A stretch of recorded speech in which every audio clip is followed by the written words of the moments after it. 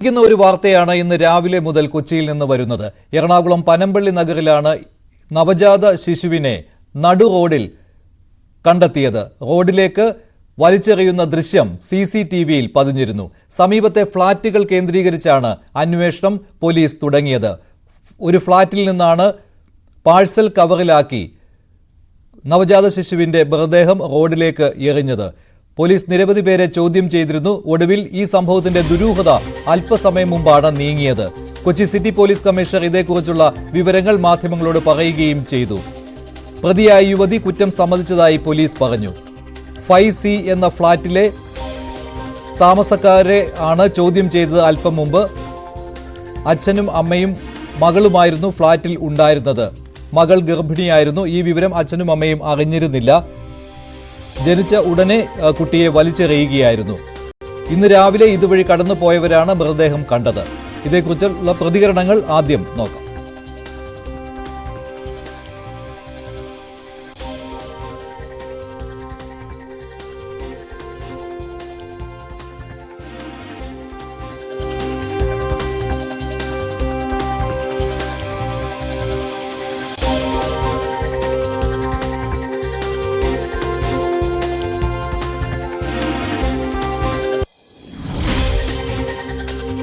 ബാക്കി പ്രൊസീജിയർ അതുപോലെ തന്നെ അതിന്റെ പ്രൊസീജിയർ ഡിലേ ഇല്ലാതെ തന്നെ നടത്താൻ വേണ്ടി ഇൻസ്ട്രക്ഷൻസ് കൊടുക്കുന്നു.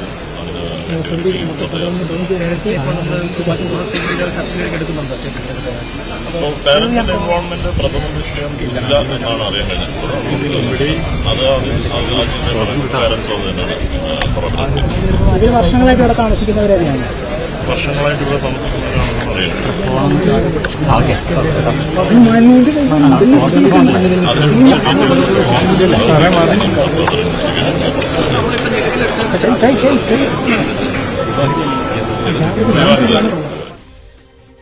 കുഞ്ഞിനെ കൊലപ്പെടുത്തിയ യുവതി അതിജീവിതയാണെന്നാണ് പോലീസ് അല്പസമയം മുമ്പ് പറഞ്ഞത്. ബലാത്സംഗത്തിന് ഇരയായിരുന്നു. യുവതി ഗർഭിണിയാണ് എന്നുള്ള വിവരം അച്ഛനും അമ്മയ്ക്കും അറിയില്ലായിരുന്നു. പിഞ്ചു കുഞ്ഞിന്റെ മൃതദേഹം റോഡിൽ കണ്ടെത്തിയത് സമീപത്തെ ആളുകളാണ്. ഒരു ഫ്ളാറ്റിൽ നിന്നാണ് മൃതദേഹം വലിച്ചെറിഞ്ഞത് എന്ന് ആദ്യം വിവരം കിട്ടിയിരുന്നു. CCTVയിൽ ദൃശ്യവും പതിഞ്ഞിരുന്നു. തുടർന്ന് ഫ്ളാറ്റുകൾ കേന്ദ്രീകരിച്ചുള്ള അന്വേഷണത്തിലാണ് ഒരു ഫ്ളാറ്റിലേക്ക് അന്വേഷണം ചെന്നെത്തിയത്. അവിടെയുള്ള ആളുകളെ പോലീസ് ചോദ്യം ചെയ്തതിലൂടെ കാര്യങ്ങൾ വ്യക്തമാവുകയായിരുന്നു. ഇതുവഴി കടന്നുപോയവർ രാവിലെ മൃതദേഹം കണ്ടു. അവരുടെ പ്രതികരണങ്ങൾ കൂടി കേൾക്കാം. ആമസോൺ കവറിൽ പൊതിഞ്ഞ നിലയിലായിരുന്നു മൃതദേഹം.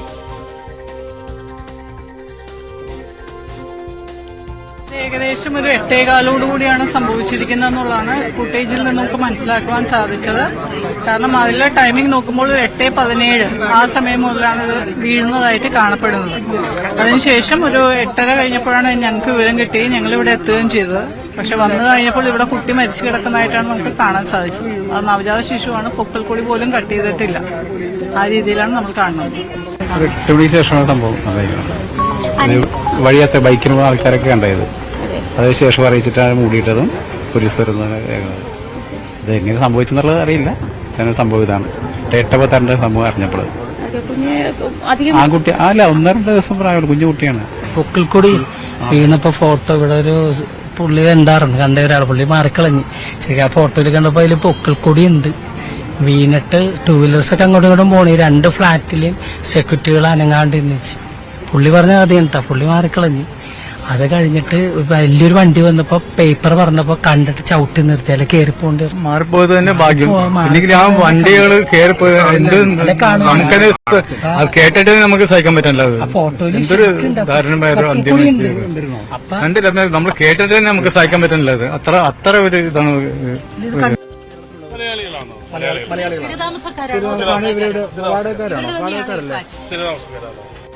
ഞാനിപ്പോ മേളിൽ കയറി ചെന്നത് വേറൊന്നുമല്ല. അങ്ങനെ ഒരു ഡെലിവറി നടന്നിട്ടുണ്ടെങ്കിൽ ആ കുട്ടിക്ക് ഈ വീട്ടില് അത് വെച്ചുകൊണ്ടിരിക്കാൻ പാടില്ലല്ലോ. അപ്പൊ ഒരു ഡോക്ടറിന്റെ സേവനം ആവശ്യമുണ്ട് എന്നുള്ളത് കൊണ്ട് ഒരു ഹ്യൂമാനിറ്റേറിയൻ കൺസിഡറേഷനിൽ അത് ഇപ്പൊ ആര് ചെയ്തു എന്നൊന്നും നമുക്ക് പറയാൻ പറ്റില്ല. കണ്ടില്ല. അതകത്ത് വാതിലടച്ചിട്ട് പോലീസും കമ്മീഷണറൊക്കെ അതിനകത്താണ്. അപ്പൊ ഞാനിങ്ങനെ ഇൻഫോം ചെയ്തു, ഇങ്ങനെ മെഡിക്കൽ എന്തെങ്കിലും ആവശ്യം ഉണ്ടെങ്കിൽ അത് നമ്മൾ എന്തായാലും കൊടുക്കണമല്ലോ. കുട്ടി ചെയ്തു എന്ന് നമുക്കറിയില്ലല്ലോ.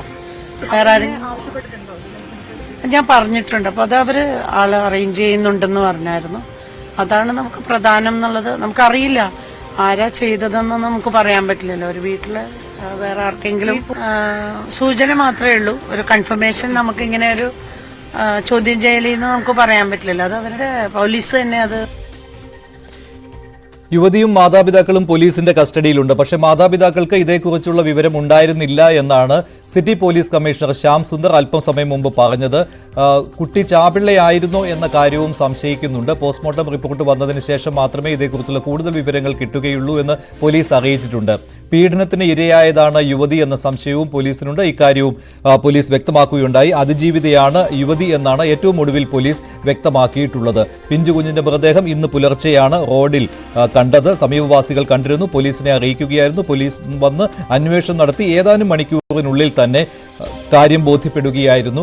ആ യുവതി കുറ്റം സമ്മതിച്ചിട്ടുമുണ്ട്. ആജ്ഞ രവീന്ദ്രൻ ചേരുകയാണ് കൂടുതൽ വിവരങ്ങൾ നൽകാൻ. ആജ്ഞ, ഈ പ്രദേശത്ത് വളരെയധികം നടുക്കമുണ്ടായ ഒരു സംഭവമാണല്ലോ ഇത്. ഏറ്റവും ഒടുവിൽ പോലീസ് നൽകുന്ന വിവരം, അത് സിറ്റി പോലീസ് കമ്മീഷണറാണല്ലോ ഇതേക്കുറിച്ച് ഏറ്റവും പുതിയ വിവരം നൽകിയിട്ടുള്ളത്. എന്തൊക്കെയാണ് അദ്ദേഹം പറഞ്ഞത് ഇക്കാര്യത്തിൽ?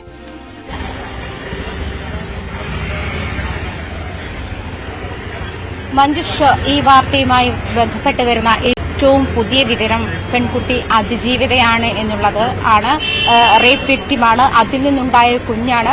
അതിനുശേഷം മറ്റൊരു സാധ്യത കൂടി പോലീസ് മുന്നിലേക്ക് വെക്കുന്നത് ഈ കുഞ്ഞ് ചാപിള്ളയാണോ അതോ കൊലപാതകമാണോ എന്നുള്ള കാര്യം വ്യക്തമാക്കണമെങ്കിൽ പോസ്റ്റ്മോർട്ടം റിപ്പോർട്ട് വരണം.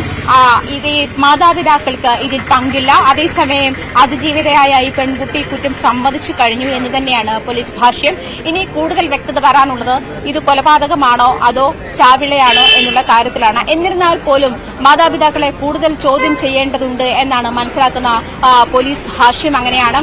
പ്രത്യേകിച്ചും ഇക്കാര്യം അറിഞ്ഞില്ല എന്നുള്ളത് പ്രാഥമികമായി അവർ നിഷേധിക്കുന്നതാണോ അതോ ദുരഭിമാന കൊലയാണോ, അങ്ങനത്തെ സാഹചര്യങ്ങൾ കൂടി മുൻനിർത്തിക്കൊണ്ടാണ് ഈ കേസ് കൂടുതൽ പോകുന്നത്. എന്നിരുന്നാൽ പോലും അതിജീവിതയ്ക്കുള്ള എല്ലാ പരിഗണനയും മാനിച്ചുകൊണ്ട് തന്നെയാണ് ഈ കേസിന്റെ മുന്നോട്ട് പോക്ക് എന്ന് വേണം നമുക്ക് മനസ്സിലാക്കാൻ. ഇന്ന് രാവിലെ ചികിത്സ നൽകുവാൻ, ആശുപത്രിയിൽ ചികിത്സ നൽകുവാൻ കഴിഞ്ഞിട്ടുണ്ടോ? ഇപ്പോൾ എങ്ങനെയാണ്? ആ യുവതിയെ ആശുപത്രിയിലേക്ക് മാറ്റിയിട്ടുണ്ടോ ഇപ്പോൾ?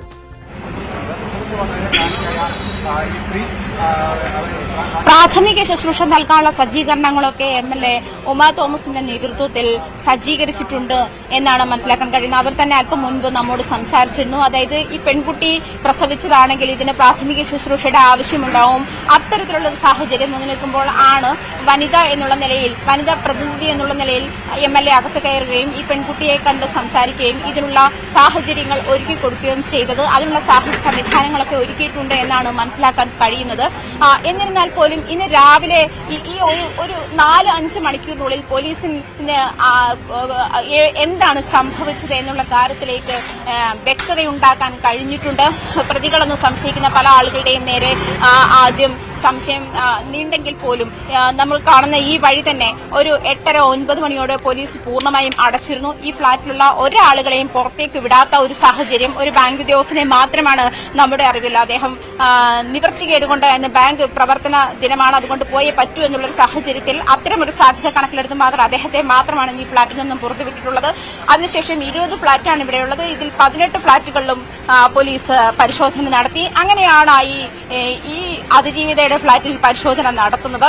പരിശോധന നടത്തിയ ശേഷം ഒരു ആമസോൺ കവറിലാണ് കുഞ്ഞിനെ പുറത്തേക്ക് വലിച്ചെറിഞ്ഞത്. കുഞ്ഞിന്റെ മൃതദേഹം കിടന്നിരുന്നത് അങ്ങനെയാണ്. രാവിലെ വന്ന ഒരു വണ്ടി കടന്നു വരുമ്പോൾ ആ കവർ പറക്കുകയും അതുവരെ അതെന്താ വേസ്റ്റ് ആണെന്നാണ് ആളുകൾ കരുതുന്നത്. ഒരു പക്ഷെ ശ്രദ്ധിച്ചിട്ടുണ്ടാവുക പോലും ഉണ്ടായില്ല. ഒരു വേസ്റ്റിന്റെ റോഡിൽ കിടക്കുന്നു എന്നൊരു സാഹചര്യത്തിലേക്ക് ആദ്യം ആ കുഞ്ഞിന്റെ കിടപ്പ് ഉണ്ടായിരുന്നത്. പക്ഷെ അതിനുശേഷം വാഹനം കടന്നു വരികയും അതിന്റെ മുഖത്തേക്കുള്ള ഈ കവർ മാറുകയും ചെയ്തതോടെയാണ് അത് കുഞ്ഞിന്റെ മൃതദേഹമാണ് എന്ന് മനസ്സിലാക്കുന്നതും പുറത്തെടുത്തപ്പോൾ അതിൽ പൊക്കിൾക്കൊടി പോലും ഛേദിക്കപ്പെട്ടില്ലാത്ത ഒരു കുഞ്ഞാണ് എന്ന് മനസ്സിലാക്കുകയും ചെയ്യുന്നത്. തുടർന്നാണ് പോലീസ് എത്തുന്നതും ഈ നീക്കങ്ങളെല്ലാം വളരെ പെട്ടെന്ന് തന്നെ പോലീസ് കുറ്റകൃത്യം നടത്തിയവരിലേക്ക് പോലീസ് എത്തിച്ചേർന്നു. അതിനുണ്ടായ സാഹചര്യം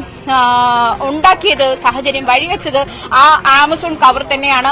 അതിന്റെ ബാർകോഡ് പരിശോധിച്ച ശേഷമാണ് അഡ്രസ് ക്ലിയർ ആയിരുന്നില്ല. കുഞ്ഞിന്റെ ചോര കൊണ്ട് അതും അഡ്രസ് ക്ലിയർ വ്യക്തമായിരുന്നില്ല.